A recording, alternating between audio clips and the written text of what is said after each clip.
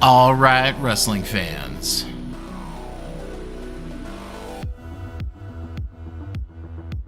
Thank you so very much for tuning in.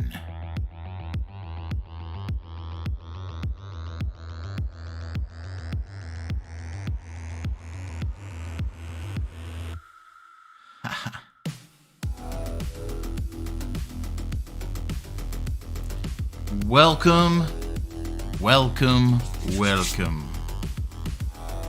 This is Just My Take. About to review AEW Dynamite. Live from New York City. But we're going to go ahead and bring this down.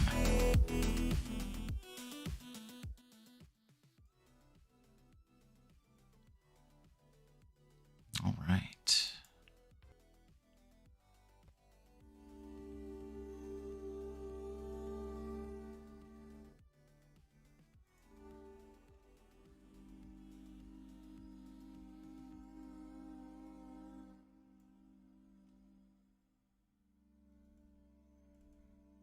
Let's put a little something else on.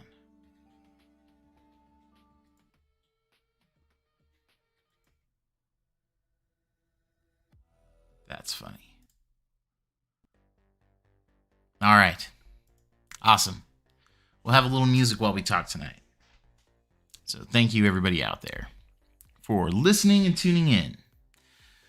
So yeah, let's just get into the nuts and bolts, shall we? So AEW Dynamite, Grand Slam, New York City, Arthur Ashe Stadium over in Queens, man. Talk about a stack card, because my God, this was a stack card. And, you know, when I say stack card, we had a dream match of Kenny Omega, the AEW World Champion, in a match one-on-one with Bryan Danielson, who main evented WrestleMania this year. That happened tonight for free on TV. Yeah, man. Talk about a match. That is a match of the year candidate for me. That crowd was so hyped, and that's what they opened with. They opened with this match. The crowd was just on the edge of their seat from like the whole way through. Kenny and Danielson. I expected the match to be good. I truly did. Did I expect it to be this good? I don't know. Maybe not, apparently. It's not even like a criticism as to whether or not I think Bryan Danielson could go, because I know he can go. More of a matter if like their styles really match up. I don't want to spoil the whole match for you. Much like the tag team title match at All Out in the cage between the Young Bucks and the Lucha Brothers, this is one you just need to go find and watch. Do yourself that favor. If you got the TNT app, you can access it. Like, it's that good of a match. This was Bryan Danielson doing what he does best, taking it up a notch compared to what he used to do in WWE. And this is Kenny Omega reminding us of how good he is. Because, you know, Kenny is that heel, and he's such a good heel. Next to MJF, he may have the most heat in the company right now. Like, in terms of, like, with the crowds. So, when you look at that, like, that's... you cheer for the guy to lose, right? But, like, sometimes, like, you get so caught up in the whole kayfabe of it all, you're just like, oh, the guy sucks, the guy sucks, the guy sucks. Nah, Kenny Omega doesn't suck. Kenny Omega as I've said before, I believe is the best pound for pound in the world. But I think he reminded everybody that you need to at least consider that. Yeah, what a match. What a match. Danielson pulled out some moves that he hasn't pulled out in a very, very long time. Same with Kenny Omega. It's just a great match. They will revisit this again. And I will talk about the spoiler of how it ends, because we have to ask these questions. So, it goes to a time limit draw. Such a good match. I kind of would have liked, I don't know, kind of felt like it just randomly stopped, which I guess is kind of good, right? Like these guys were just going to keep on going and keep on going and keep on going. But Omega and Danielson went 30 minutes with no decision. It was absolutely amazing. Just go watch it. Do yourself a favor before Friday, honestly, because they'll be talking about this on Friday for Rampage. Go watch this match. Yeah, God, what a match. Everything I wanted it to be and more. Kenny looked great. Danielson looked great. Yeah, just such an amazing match. You have to pardon me, I have to hydrate a little bit here.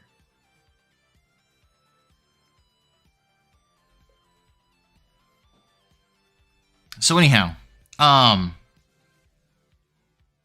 that takes up a quarter of the show. Just for context. A quarter of the show. Like, holy shit. But man, did that match deliver. Because of the draw, we're going to see it again. Will it be for the title? Maybe. Will it be sometime next year? Maybe sometime after Danielson wins the title. And Omega challenges. Do we get something like that? But my God, what a match. I was super pleased watching it. And it's great. Kenny Omega on Twitter even tweeted out, like, as Dynamite keeps going on, tweets out, ain't gonna be no rematch. Clearly a call to Rocky. A lot of the fans got it, but that's what Apollo Creed says to Rocky as soon as the bell rings. And of course, that's not what happens. We get Rocky 2 and a whole goddamn franchise. But that's not the point. The point is, I mean, I would like a whole fucking program. We can do 6 matches between them, like there's 6 Rocky movies if you don't count the Creed ones.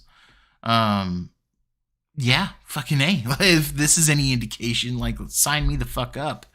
And this is the thing. We know Danielson's good. We're never going to question that. But if he's this good with Omega, just wait. And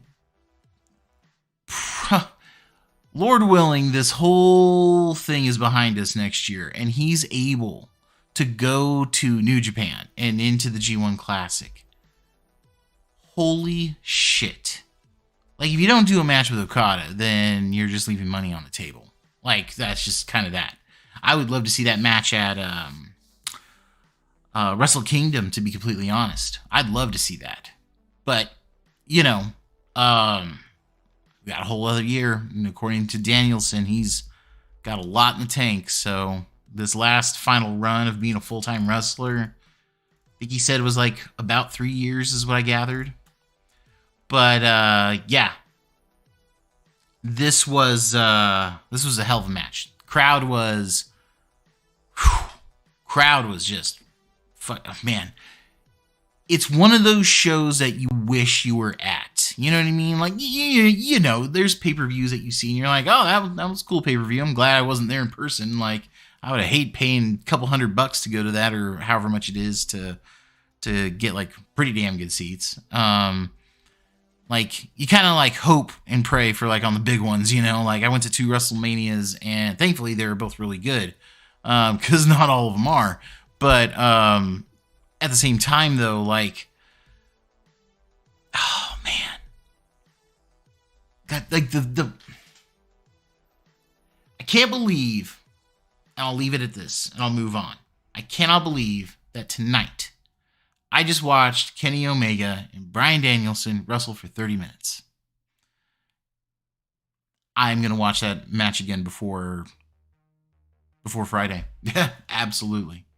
But anyhow, if I'm going to grade that, it's an A+. Probably the first A+ I've given on the show. But yeah, it's an A+ for me. 30 minutes of great action, near falls, like fucking excellent. Fucking excellent. So anyway, after the match, you know,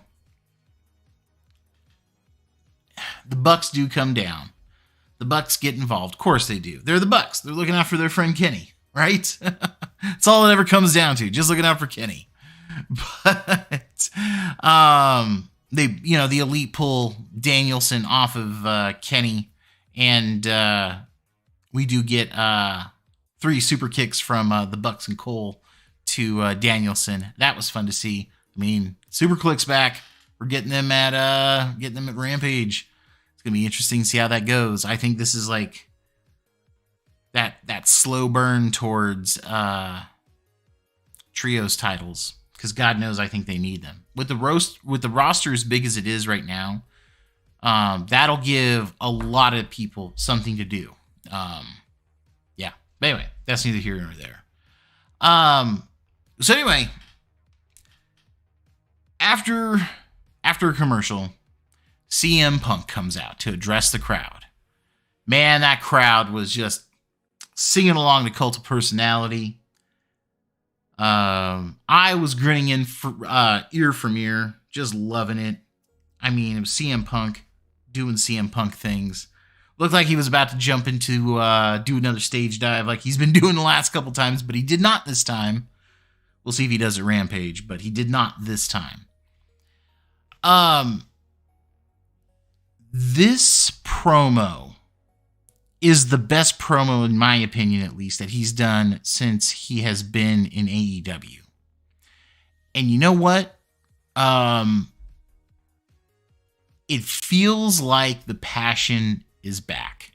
It truly does. And, you know, Diamond Dallas Page once upon a time said that's not a bad thing. That's a good thing. And,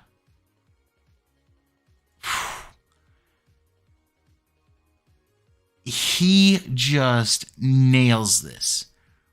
Talks about, you know, the difference between being pissed off and happy, and how he's happy to be out in front of the crowd, soaking up the love fest.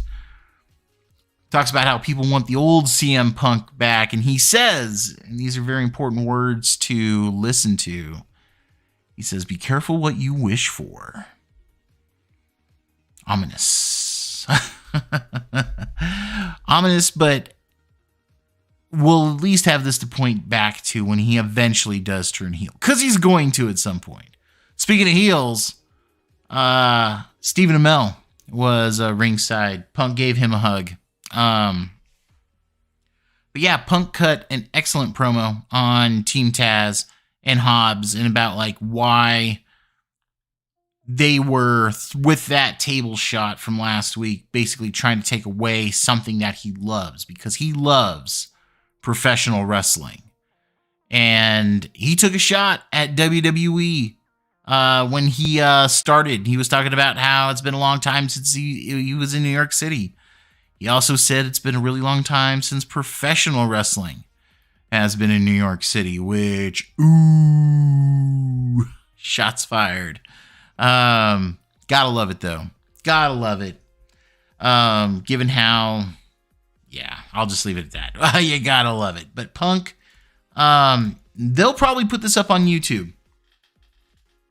I highly recommend you give it a go, because outside of doing what, you know, when Punk came back, you have that whole like that embrace, that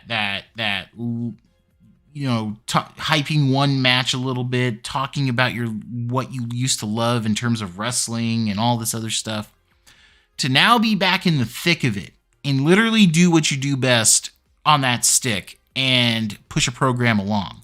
Because already, I will tell you now, Will Hobbs is going to come out looking like fucking roses when this is over.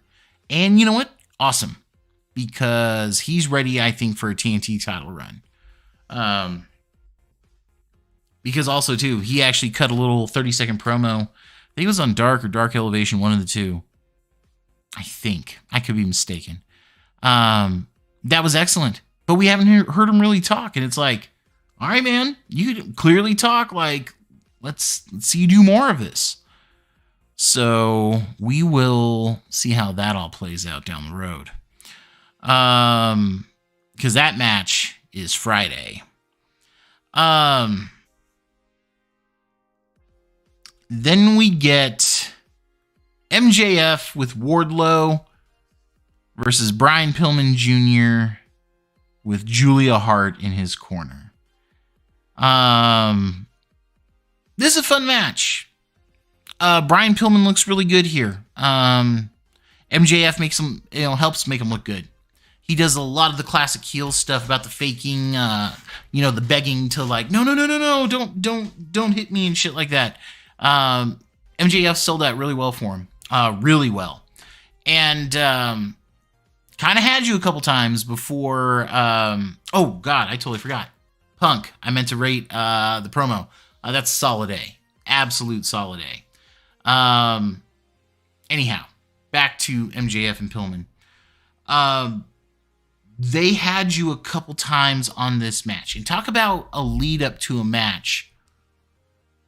That was ballsy, man, to call her Methany, man. I'm just gonna be the one to say it. Like, I'm personally surprised that didn't get like blown way out of proportion. Personally surprised.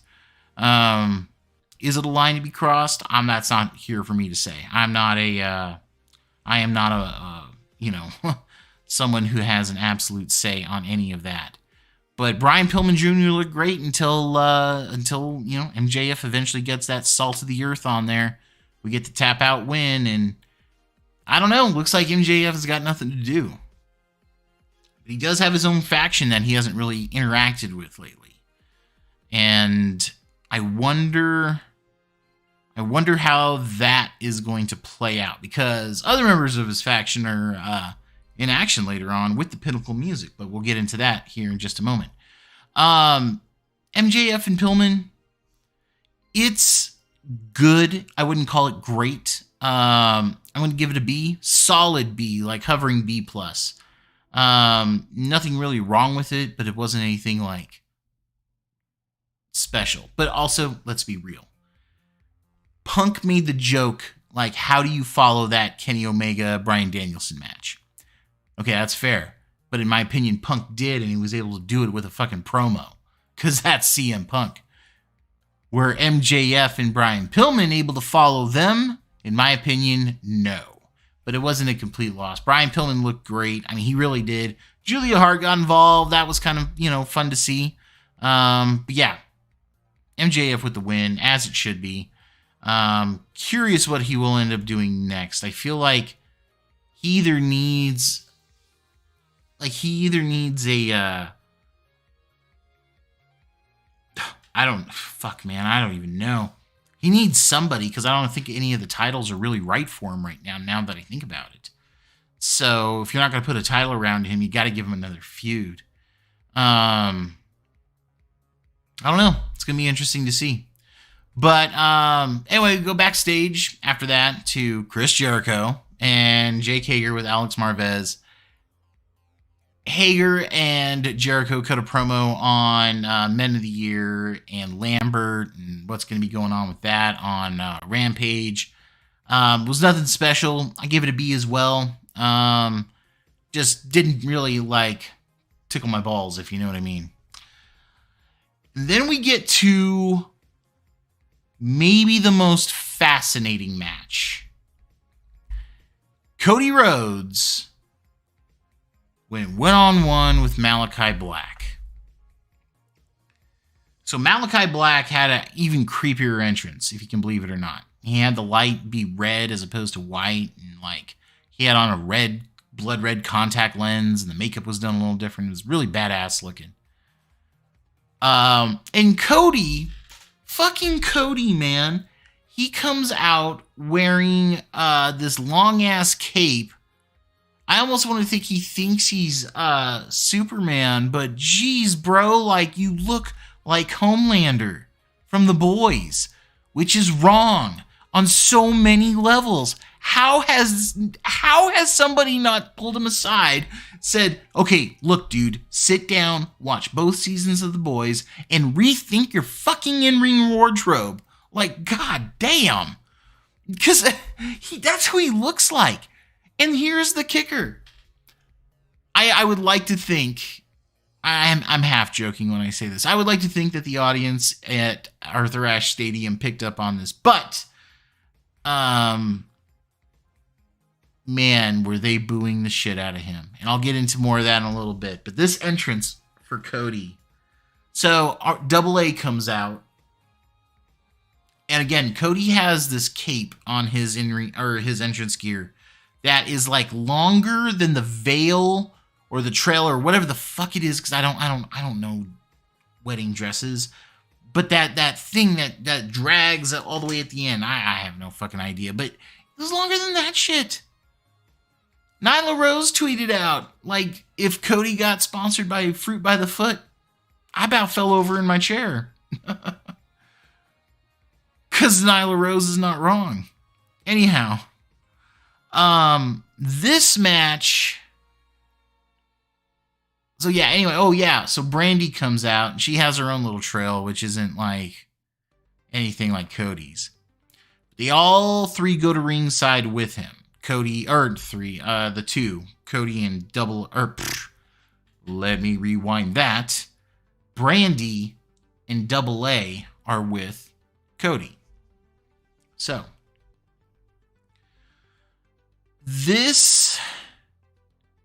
Cody tries to play the face, but the crowd is just not into it.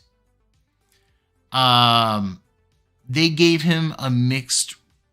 Cody a mixed reaction on the way to the ring. As the match progresses, they are flat out booing him. Cody Rhodes said just the other day he'd retire before he turns heel. And I think he's going to eat those words. But there's a couple ways you could do a Cody heel turn. And I think Cody should turn heel. I think after Hangman takes the title off of Omega, you can have Cody say that, you could have Cody turn heel, rejoin the Elite after Omega's kicked out, and, use that EVP shit to go ahead and put himself in a title match. And he could win the world title and just draw massive, massive heat while that whole thing goes on. Something I'd consider. Yeah. So many ways you could do that. But anyhow, Cody loses this match. Like, it's a fairly good match. I think Malachi Black shows more of what he is known for in terms of his in-ring ability in this match. But he plays almost a little too cowardly heel for my liking. And the thing is, it's not even that much. But I guess I would argue that he shouldn't be doing any fucking cowardly heel shit. That's just my opinion. Because I've said it before, I will say it again. Malachi Black could be their Undertaker. If you book him right, you could easily do that. 10 years, easily. But you got to book him right. And what they're doing tonight is not booking him right, in my opinion. So the short version is Malachi Black uses the mist to spits in Cody's face with the mist and rolls him up for a 1, 2, 3. So, as a big fan of the Great Muta, and I'm a huge fan. I appreciate the Mist in general as a way to do it. But why was it black? I get it, maybe, House of Black, Malachi Black, and all of that. But hear me out. Why wouldn't you use red? Use red, it doesn't look like you used a foreign object potentially to get something in the eyes. You could say, oh, dude's bleeding. And then after the referee's decision's done, oh, turns out, I spit in his face. I don't know. I would do red the whole time. That's just me. But anyway, I don't think Malachi Black should have had to cheat to win. And that bothers me. And the thing is, I don't know what you do. Like, I don't know if you do a third match after this. I almost think you got to get Cody away from him.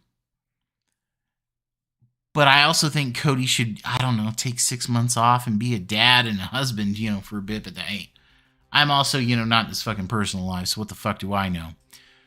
I mean, we're going to get a glimpse of that with Rhodes at the top or whatever the hell they're calling that. It's not really for me, but, hey, whatever. Different strokes for different folks, But I want to see Malachi Black wrestle someone else. I want to see something like Omega Danielson, but with Malachi Black and somebody not either one of those two. Because I think, classics are out there with Black. Tonight was not that. But if tonight is the catalyst for Cody to maybe kind of eat those words about not turning heel and actually doing it, because I don't know. There seem to be cracks in the Nightmare Family. At one point in the match, and I forgot I was going to bring this up. At one point in the match, Double A is trying to get onto the apron, kind of cause a distraction, and he's going around the post and he slips and he falls. Looks like he actually hurts himself. Not too bad, but enough. Pulls himself up, gets on the apron. They do a spot where Cody runs into him, knocks him off the apron. And Cody goes to check on him, and Double A's like, get the fuck off me, get in the ring, finish him off kind of thing. Which, I don't know, seemed like Double A kind of was over the shit. A little bit. Although I personally think Double A should leave that Nightmare Family and go join Tully Blanchard with the Pinnacle. That's what I would do. But who am I to book? Right? Anyhow. The match is a B+. Aleister Black carries, I think, a lot of it. Cody kind of looks dumbfounded as the crowd is booing him. But I do give it a B+.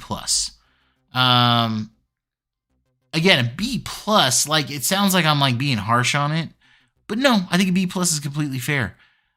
Keep in mind, if I was reviewing Raw, especially Raw, I'd be handing out Fs and Ds and Cs and shit. Maybe sometimes C is the ceiling, Because goddamn, that show is just terribly booked. Anyhow, it's still a really good match between Cody and Malachi Black. Do I want to keep seeing more? Not necessarily. Will we? I think so. From there,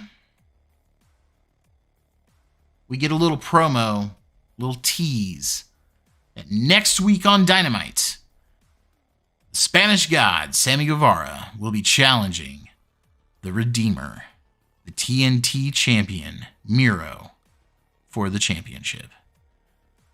I am fucking there for it. I think there's a world where Sammy wins, and this would be Sammy's first real singles run with a title. Sammy really has nothing going on, but I do see a world where it happens. It's been about 5 months since Miro has been TNT champion. I think the loss would be an interesting way to bring in CJ Perry so that his wife is on TV. And I think Adam Cole is going to be the one to take it off of Sammy Guevara after that. Because Cole was just teasing in an interview how the TNT title looked really good to him. And yeah, that'll be something. And then we get to the surprise of the night. FTR with Tully Blanchard in their corner, coming out to the Pinnacle music, take on Sting and Darby Allin. I am milking this with a dramatic pause for a reason. If you have not heard, Sting looked like he was in his 40s, not 62. I would like to say that one more time, maybe a little differently, but just as clear. Sting is 62 years old, and he looked like he was in his 40s tonight. This tag match was excellent.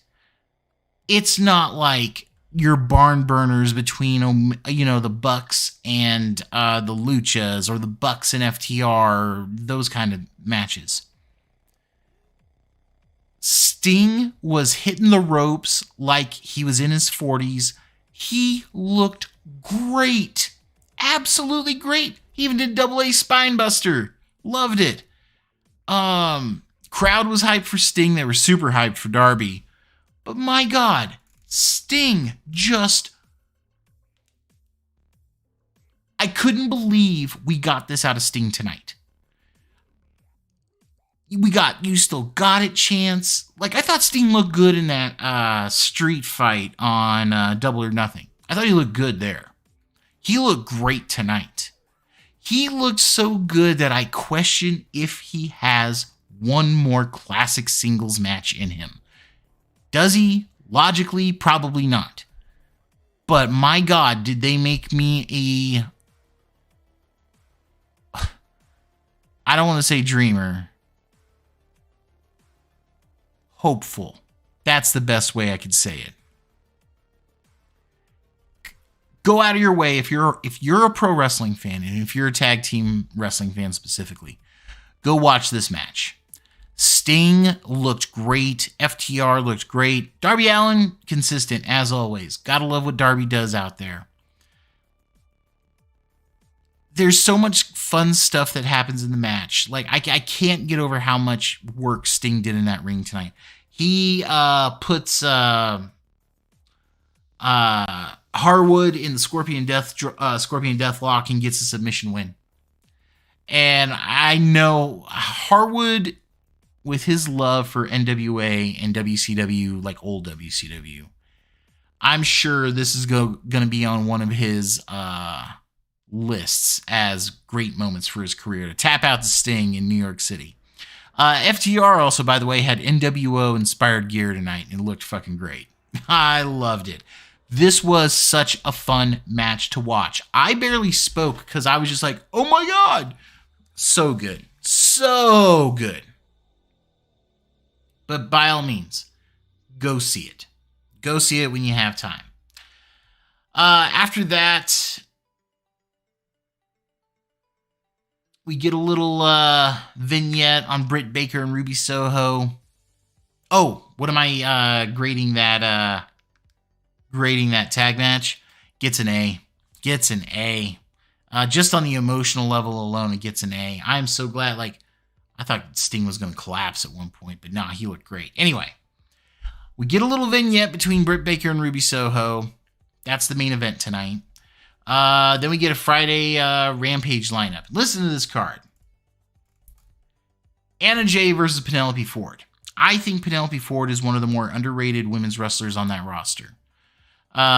Classic heel. Just love her work. Of course, the main event is going to be Jon Moxley and Eddie Kingston versus Lance Archer and Minoru Suzuki in a lights out match. We're going to have the AEW World Tag Team Champions, the Lucha Brothers, team up with Santana and Ortiz to take on Private Party and the Butcher and the Blade. That should be a lot of fun. Of course, we get CM Punk's first match on television in 7 years. And when he takes on Powerhouse Hobbs, of course, Chris Jericho and Jake Hager are going to take on Men of the Year, Ethan Page and Scorpio Sky. Dan Lambert will be in their corner, of course. And then, of course, Adam Cole, baby. And the Young Bucks, the Super Clique. will take on Impact World Champion Christian Cage and Jurassic Express. That's going to be a fun one because the thing I'm looking out for in that match is Adam Cole and Jungle Boy mixing it up. I cannot tell you how excited I am to see that because they are just, oh my God, it's going to be good. It's going to be so good. So then we get to the main event. They treat this like a main event. We have Dr. Britt Baker, DMD, defending her women's title against Ruby Soho.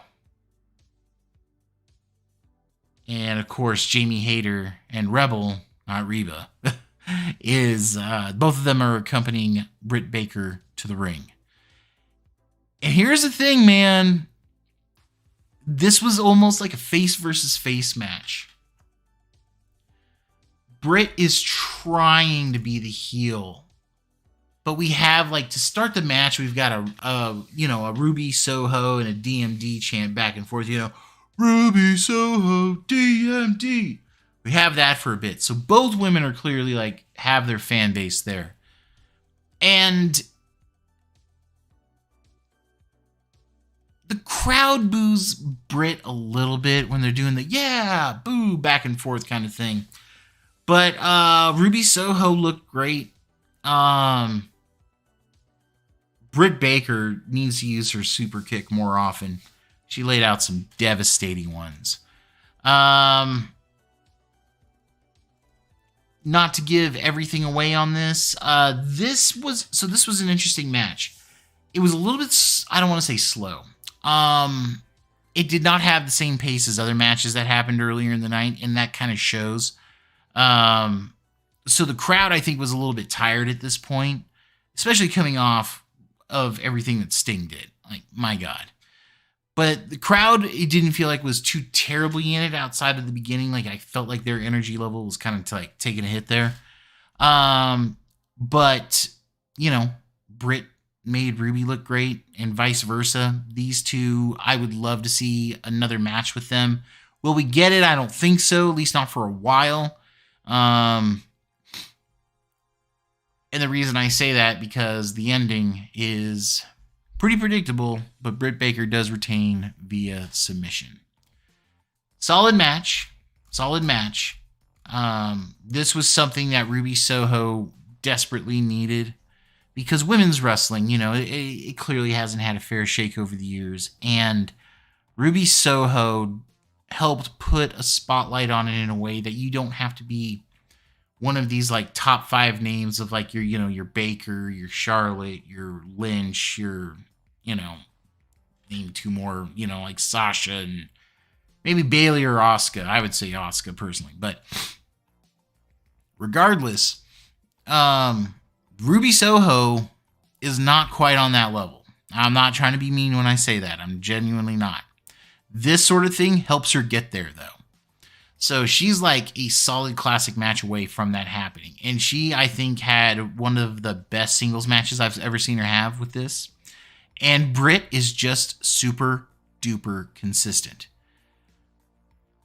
And with that, I think it's time to speculate a little bit as to what's going to happen with the women's division. I think we're gearing back up for Thunder Rosa and Britt Baker. I personally do. I haven't checked out the rankings yet because, those are supposed to count according to AEW. But I know Thunder Rosa is up there. We know what Thunder Rosa and Britt can do. But let's see what they can do with these much bigger crowds that they've been working in front of compared to where they were down in Florida. So, yeah. It makes sense to do it. At the same time, do you take the title off Britt? Do you put it on Thunder Rosa? Do you drag this out a little bit? Do you have them do 2 matches and 2 pay-per-views? Say you do Thunder Rosa once at Full Gear and she comes up short. Do you have her win at Revolution? I think these are all viable questions.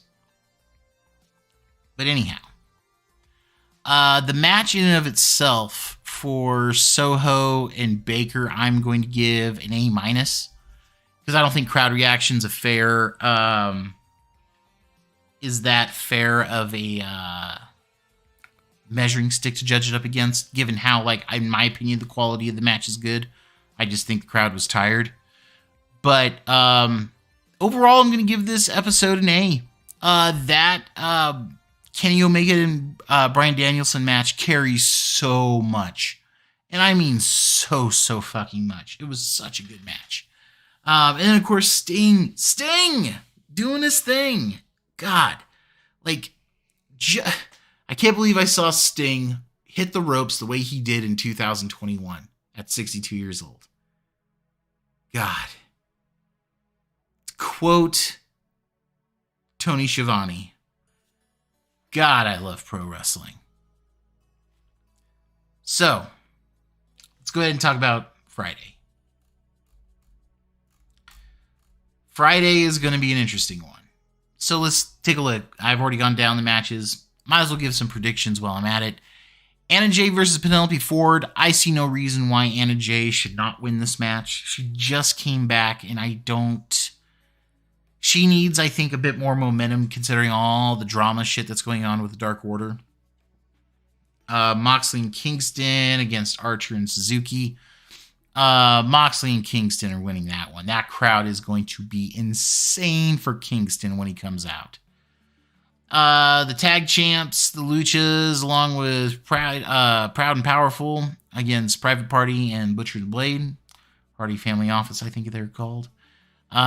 I don't see where the champs don't win that one, but I do see a world where maybe Private Party gets the win over one of the Luchas to set up a tag match for a Dynamite. I see that as a possibility. We will see if it happens. Punk versus Hobbs. So, Hobbs could win this. Punk already won his first match back. Do I think he loses his second? I'm going to say no. My prediction is that he will not, and Hobbs will lose. Is there a possibility where it happens, though, and Hobbs does get the win? Absolutely.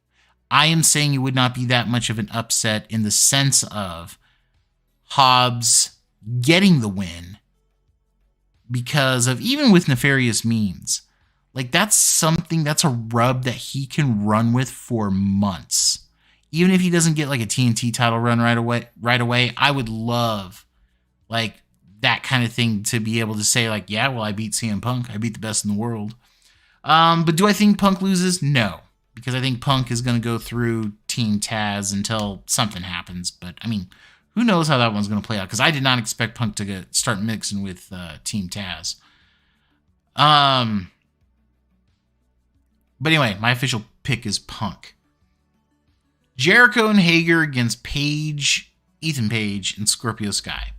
I am going to say Scorpio Sky and Ethan Page win this one. I think they need to win this one, I think is a better way to say it. Otherwise, that Dan Lambert dude, like, you may as well just kick him out entirely. I mean, now, if you want to kick him out entirely, I would not be opposed to that. But if you're not planning on kicking him out entirely, I think his stable needs a win Friday. So I'm going to pick Men of the Year for that one. And then the Super Click, Adam Cole and the Bucks against Christian Cage and Jurassic Express. I am picking the Super Click. I think you have to. I think you have to in the sake of... you know what? If Jungle Boy got the pin on, hell, any of them, I would not be mad at that. I would not at all. But I almost think you got to go Super Click because I don't think Adam Cole needs a loss right now in any capacity. I do think this is a potential setup for trios titles. I do think Cole and the Bucks would be the inaugural champs, the trios champs. That's just my opinion. We'll see how that all plays out. There's been some rumblings about adding an additional title, but I mean, again, we'll see how it plays out. Anyhow, that is what's happening on Rampage on Friday. God, it's going to be good. It's going to be good. On that note, folks, thank you for tuning in. Thank you for those who watched. And for those who didn't catch us down the line, I thank you as well. Preemptive thanking. If you do like the content, feel free to like, share, and subscribe. Find me on Twitter at the O to the J. That's with the number 2 in there. And hit me up about wrestling, because you've already heard what I had to say. And remember, in the end, that's just my take.